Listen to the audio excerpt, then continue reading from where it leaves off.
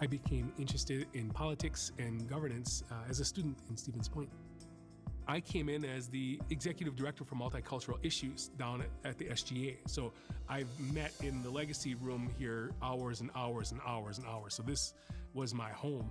I've always been fascinated at problem solving at a much larger level, working with the Student Government Association, watching firsthand governance, how that works.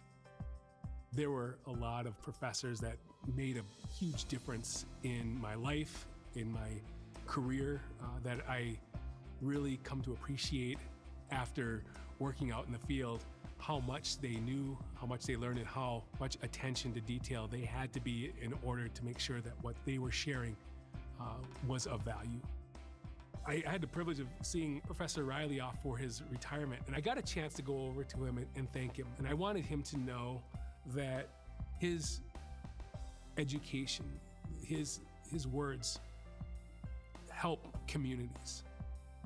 In 2004, right after I graduated college, I got a call from President George Lewis of the Ho-Chunk Nation, who had asked to have a discussion with me. And so 2 days later, I get this call saying the president would like to appoint you to be his executive administrative officer. And so I oversaw the workforce for the executive for the Ho-Chunk Nation.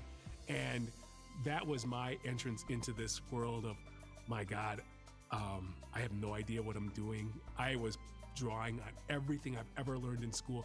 And you start going back to the books in this to see how you're going to shape your approach. In 2011, I was elected as president of the Ho-Chunk Nation.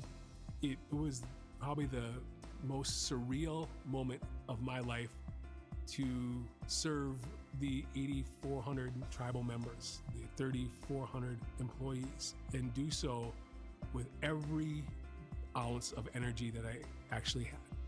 How can we improve how we serve tribal members and how we interact with the state, the federal government, counties, local municipalities? Braiding the Sacred is a gathering held by the Onondaga out from upstate New York. And we, as the Ho-Chunk Nation, get to be the host of that site. Tribes that are 1,000 miles apart are going to come together once again and share a little bit. They'll be showcasing a lot of the things that they do for seed saving, corn preparation.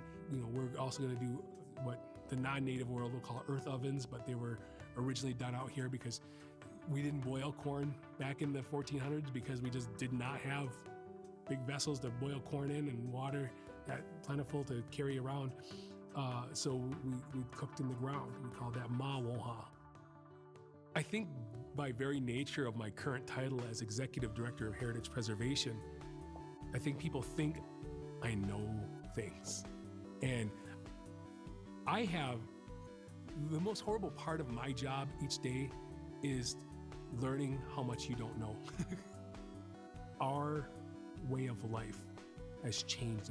Our culture is always, everyone's culture is changing. We tried to make sure that the songs and the dances were a part of something bigger. What you eat, how you gather, what you know. All these things, how you live your life, how to live indigenously, think indigenously, eat indigenously, was the goal here. I was recently appointed to the Nota Begay III Foundation, and Nota, for those in the indigenous world, know him for his incredible championships he's had, and he was like the Tiger Woods of the Indian world, and he's amazing. This is the only organization nationally that focuses on childhood obesity, healthy weights, and diabetes prevention in Indian country. I also remember classes from Professor John Munson because it was a class that everybody took called The Healthy American. It was inspirational to know that there was someone advocating for health, for a clean campus, a smoke-free campus, which was quite controversial at the time.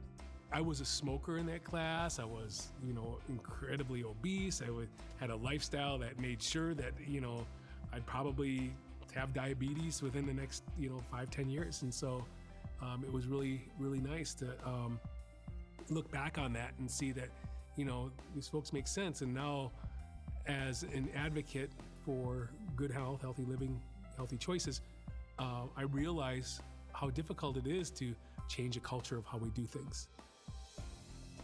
I am a very proud graduate of Stevens Point.